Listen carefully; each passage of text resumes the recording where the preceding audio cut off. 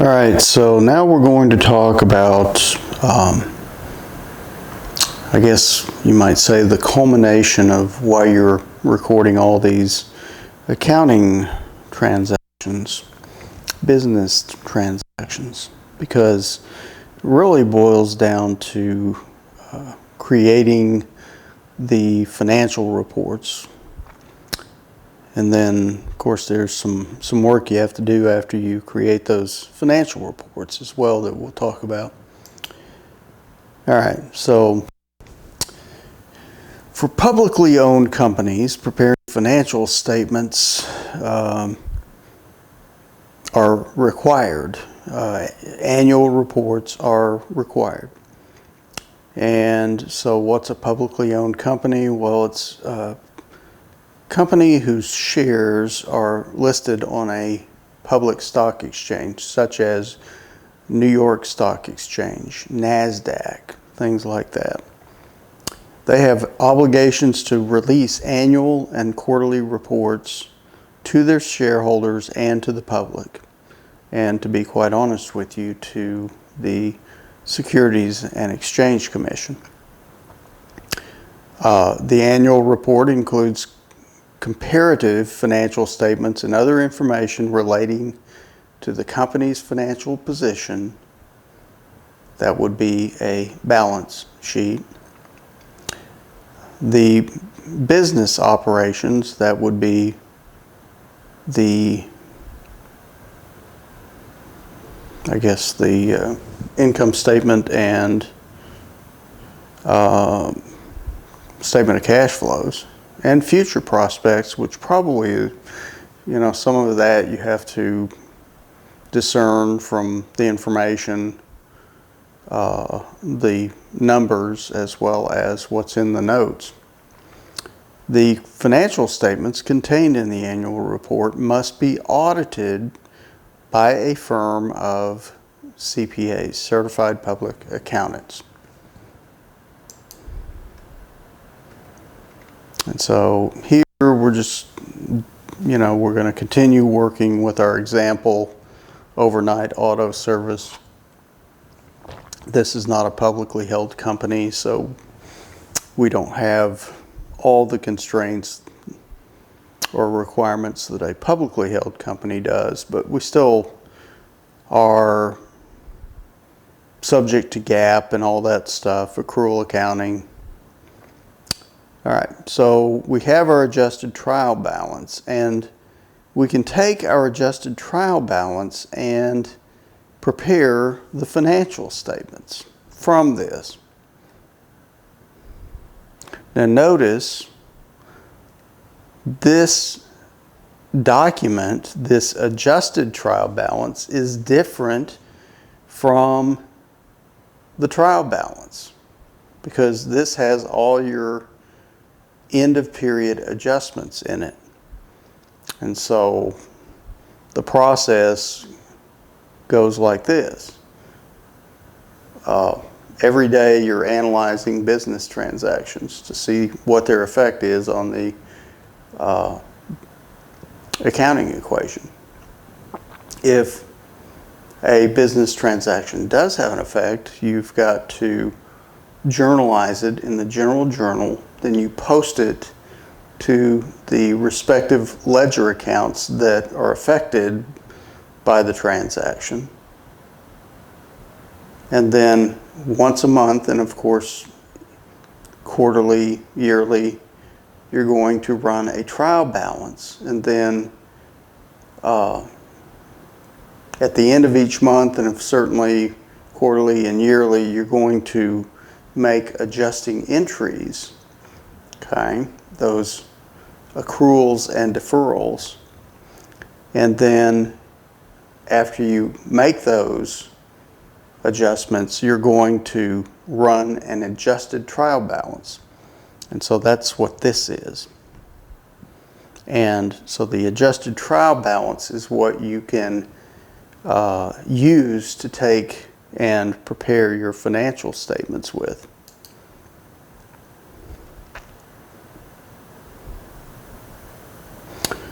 And so I'm going to go back here. They can take all the information they have here. Repair service revenue, $172,000. The rent revenue, $8,000. And then all their expenses, and they take those numbers and transfer them over to the prepare the income statement, and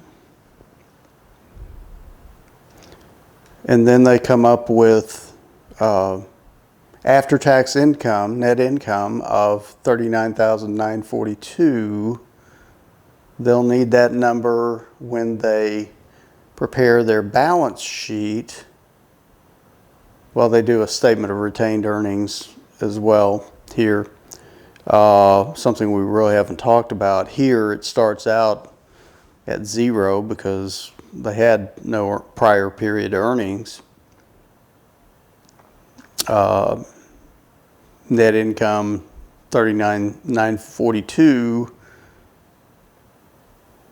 Here they didn't retain all of that in the company. They paid dividends out of $14,000. So the retained earnings at the end of the period is $25,942. Now notice you kind of have to do this statement of retained earnings before you can do the balance sheet, although you could probably figure it out without doing the balance sheet. But for your purposes, do the income statement, statement of retained earnings, and then the balance sheet. Now notice down here, that number, retained earnings, was needed before you could prepare the balance sheet. Where did these numbers come from? Well, these are taken straight from the adjusted trial balance.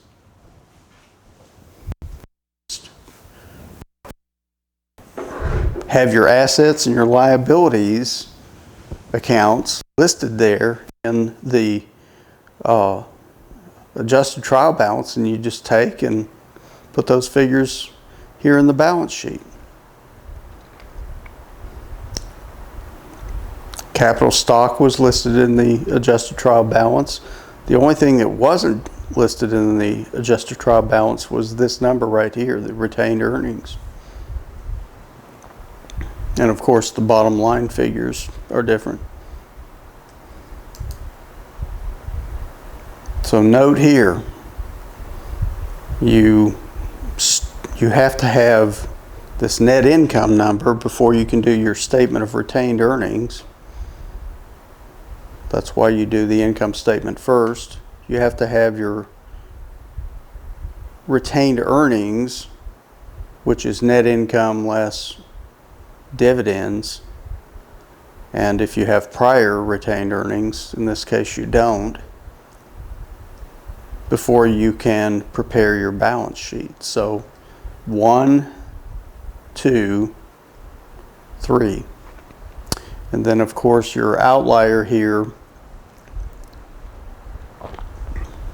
being the statement of cash flows. You could do your statement of cash flows at any point in this, but most companies do it last.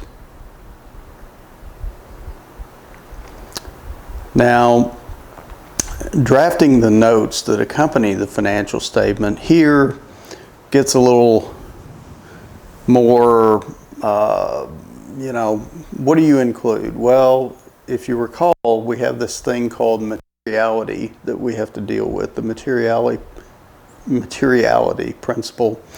And so basically, you're required to disclose any material information that the company is aware of. Some examples of items that you would disclose because they may or may not be material is lawsuits that are pending against the company, scheduled plant closings, certainly governmental investigations would be material. Significant events occurring after the balance sheet date. Those are called subsequent events, and you have to, if it's a material subsequent event, you have to disclose it and how it might change things. Disclose how it might change things.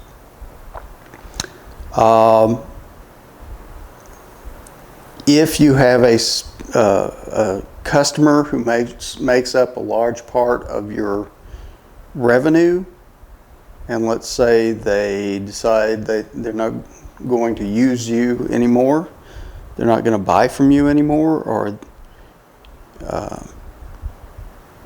then, you know, in that case, that would be extremely material. Any unusual transactions need to be disclosed if they're material. And any related party transactions between different related companies, between the company and officers, directors, things like that, or the officers or directors' family.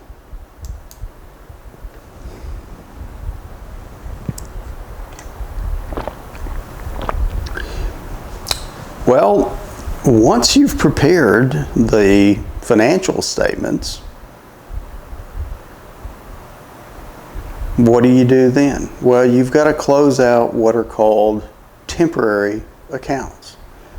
Well, what are temporary accounts? Well, temporary accounts are accounts that we talked about earlier that must be reset every year.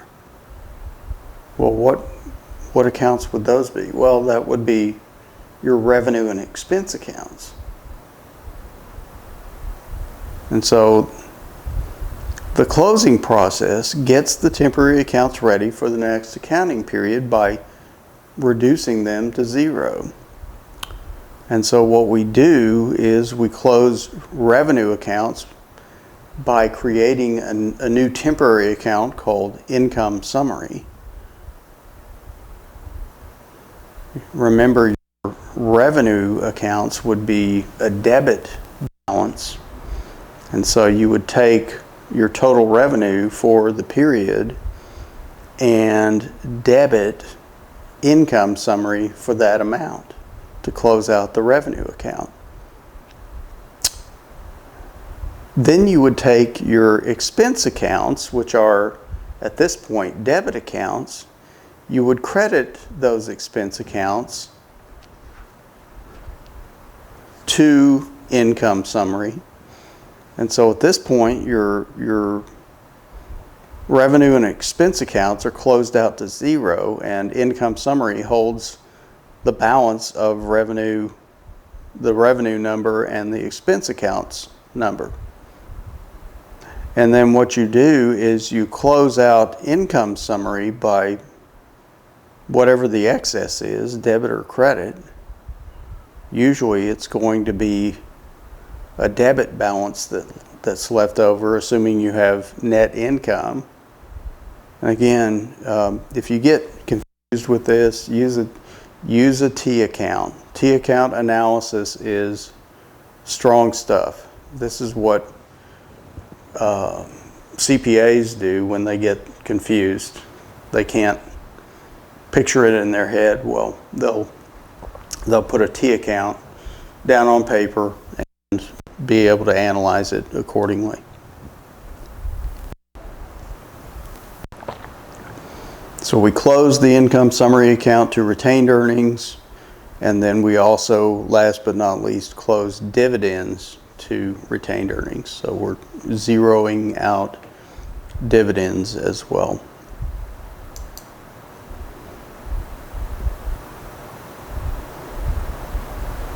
And so there's all your information down at the bottom of your adjusted trial balance that are considered temporary accounts, and so they need to be closed out.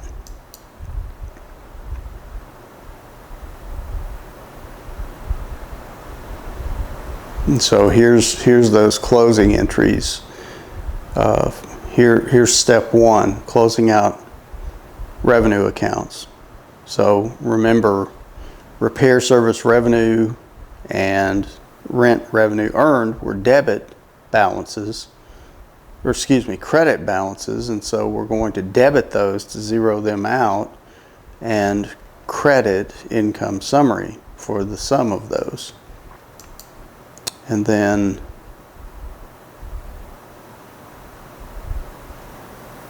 this is what's in the income summary T account at that point. And then all these expense accounts are going to be credited. Remember, they have a debit balance before we make the adjusting entry. So we credit all these balances to the income summary account by debiting income summary. So the difference is what was in revenue less what was in expenses, which happens to equal $39,942, which is the amount of net income for this company.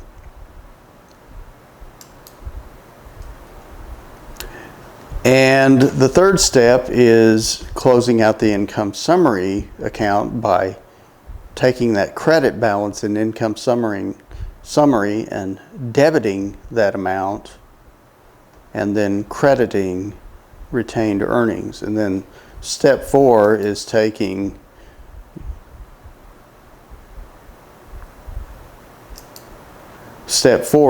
your retained earnings, your dividends, closing that out. Dividends reduces shareholders' equity, so it had a debit balance. So to close it out, you debit retained earnings, you credit dividends.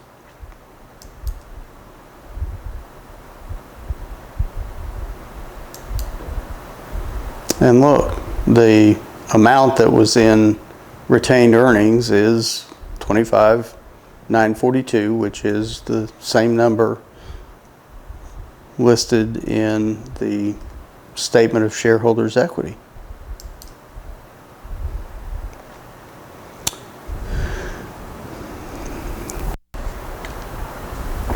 What do outsiders, these third parties who evaluate these financial statements, look for? Well, they look for, we talked about this before, I believe, evaluating profitability and liquidity, depending on, they're going to look at both eventually. Some may weigh the liquidity over profitability. Some may weigh profitability a little bit more than liquidity, but they're going to look at both. And so what we try to do in evaluating business is get it these evaluation tools down to some sort of formula. And so what we've done here is created some percentages and ratios that allow for some comparability between companies. Let's say you are looking to invest in two different companies, and so you want to evaluate the profitability and liquidity of those companies. Well, sheer dollar numbers really don't tell you that much, because they may be companies of different sizes. And so in order to compare these things, what you really need to do is get the numbers down to some comparable ratios and percentages. And so that's what we have here. So for instance, net income percentage is the net income of a company divided into its total revenue. And so the higher the net income, the higher the percentage is going to be. Well, the higher the net income in relation to total revenue, the higher the percentage is going to be. So you could take two companies, let's say Target and Walmart. If you've ever looked at the financials of both of them, they're obviously competitors, but Walmart is extremely much larger than Target. So to figure out which is more profitable, you would want to determine the net income percentage, net income in relation to total revenues of both firms, to decide which has a higher net income percentage. So you get it down to something that's comparable. Another profitability percentage is return on equity. And that, what you do there is you take as your numerator your net income and compare it with average stockholders' equity. Average stockholders' equity is determined by the beginning of year stockholders' equity. You add that to the ending year stockholders' equity, and you simply divide by 2. And again, here, the higher the number, the better. The higher the net income in relation to average stockholders' equity, the higher this percentage is going to be. Now, when you're evaluating liquidity, working capital, a little bit of a warning here, is current assets minus current liabilities. Now that is a number. Tells you how many dollars they have excess assets over, well, excess current assets over current liabilities. Doesn't really tell you a whole lot. It is a strict number, but it should be a positive number. If you have negative working capital in a company, they have some real problems. Really, there's two liquidity ratios that you would probably want to look at. First is the current ratio. What that is your numerator is current assets, and your denominator is current liabilities. And so most companies you're going to find have more current assets than current liabilities. If not, they have a liquidity problem, and they probably have negative working capital on top of that. Maybe not, but still, it's you want your ratio of current assets over current liabilities to be something along the lines of 2 assets for every 2 current assets for every current liability. In other words, if you had $500,000 of current liabilities, you would want $1 million of current assets. What does that mean? Well, without looking into the details, it indicates you've got enough current assets to satisfy your current liabilities.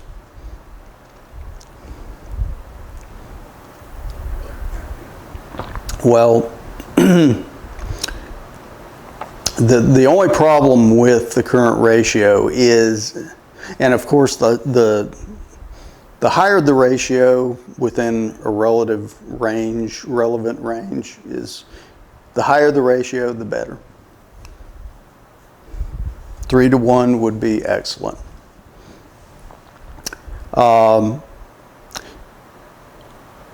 Analysts many times try to use another liquidity ratio called the quick ratio.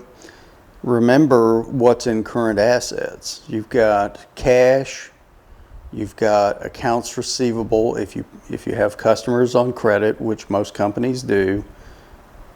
You have inventory, and so cash and accounts receivables. Cash is liquid. Accounts receivable, fairly liquid. You're expecting to be paid not too far into the future. Inventory, not so liquid. It's in inventory because you haven't made a sale yet. So you might want to consider taking that out. So that's what the quick ratio does. It takes out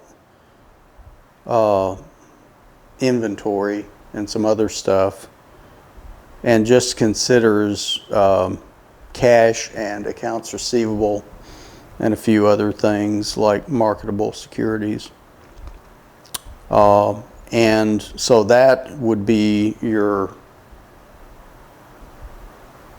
your numerator, the quick assets, and then you would divide that into current liabilities. Now, what's a good number there?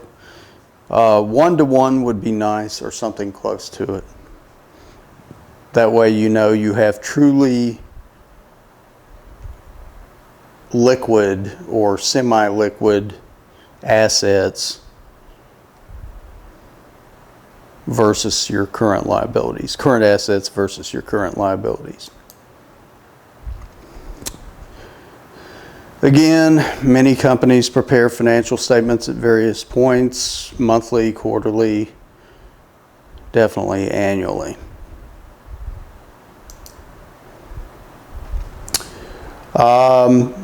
Ethics, fraud, and corporate governance. A company should disclose any facts that an intelligent person would consider necessary for the statements to be considered interpreted properly. You know, anytime you're going to put out a financial statement for a third party to look at, whether you're a public company or not, you should include either in the numbers or in the notes, depending on what it is, any material facts. Because, and you would just ask yourself, would this fact change a decision maker's decision if they had known this? That's probably a good starting point. If the fact would change a decision maker's decision, you must include it. If not, it's probably not material, and don't include it. And of course, if you're a public company, the SEC requires material statements to be, or material information to be in the